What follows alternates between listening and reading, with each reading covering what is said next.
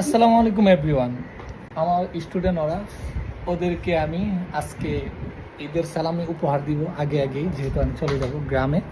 So এখানে আছে কত টাকা আছে এটা বলবো না, কিন্তু এদেরকে গিফট করব। আসলে কি গিফট করবো একটু পরে আবার নিয়ে নিব, জাস্ট ভিডিওর জন্য। ভিডিও করতে ঠিক আছে। নো, এটা হচ্ছে তোমার,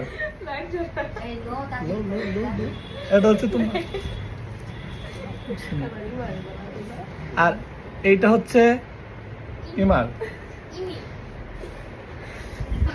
এইটা হচ্ছে আমাদের পাপিয়া ম্যাডামের, আর আর এর দুইটা দেওয়া হবে না।